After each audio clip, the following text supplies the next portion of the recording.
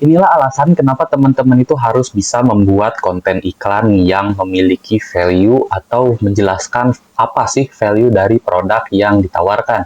Nah, di sini konten iklan ini bisa dibilang sebagai raja dari iklan, di mana konten iklan ini adalah pintu masuk menuju ke penawaran yang teman-teman berikan atau yang teman-teman tawarkan gitu. Dari sebuah iklan nantinya kan akan masuk ke landing page, lalu akan masuk ke call to action dan lain-lain. Nah, itu prosesnya mungkin akan saya jelaskan di video-video lainnya. Tapi di sini saya akan fokus ke konten iklan, kenapa teman-teman harus memiliki konten iklan yang bervalue.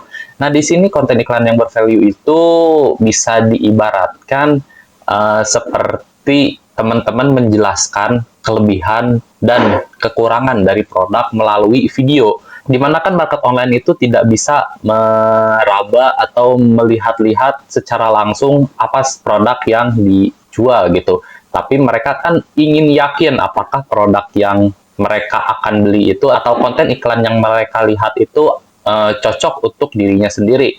Nah, karena itu teman-teman itu sebagai advertiser atau sebagai pengiklan harus bisa mendeskripsikan produk yang dijual ke dalam sebuah video atau divisualisasikan secara jelas. Di mana dengan visualisasi yang jelas ini akan memudahkan si audiens itu berimajinasi dan berekspektasi atas produk yang teman-teman miliki. Sebagai contoh nih, kalau misalkan saya ini berjualan, misalkan sarung penutup jok motor gitu. Nah, itu kan sarung penutup jok motor itu ada banyak banget di pasaran.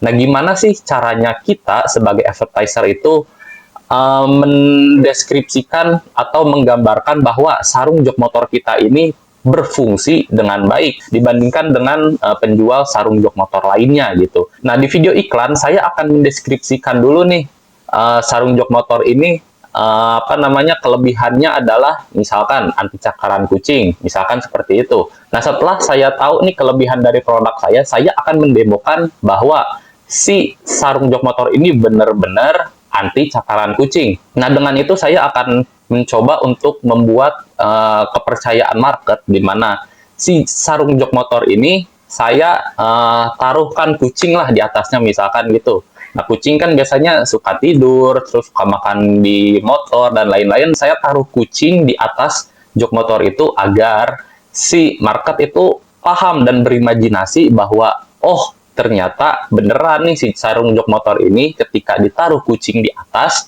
ternyata si jok motornya nggak kenapa-napa.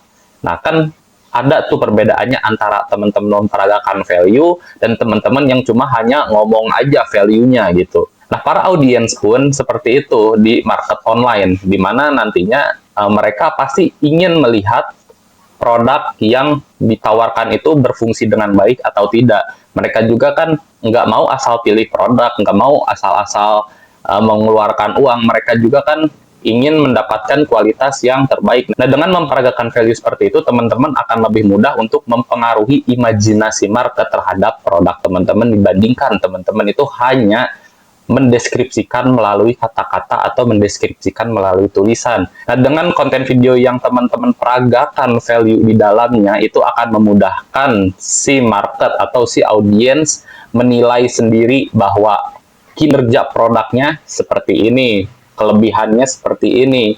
Jadi teman-teman itu nggak hanya memaksakan si market untuk beli produknya, tapi teman-teman itu bisa mengimajinasikan produk yang teman-teman jual di benak mereka, sehingga nantinya mereka sendirilah yang memilih apakah mereka perlu dengan produk kita atau mereka tidak perlu dengan produk kita gitu. Jadi teman-teman itu harus tahu masalahnya dulu.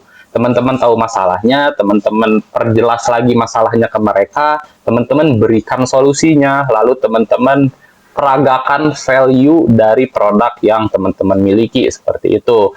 Nah, dengan teman-teman memperagakan value seperti itu akan lebih mudah menyaring orang-orang yang tertarik ke penawaran berikutnya atau masuk ke stage berikutnya, yaitu stage landing page ataupun ke halaman produk ataupun ke funnel-funnel lainnya gitu. Nah, itu alasan kenapa teman-teman harus bisa memperagakan value produk ke dalam bentuk video, karena berfungsi untuk pintu masuk dari audiens menuju ke bisnis teman-teman atau ke penawaran teman-teman.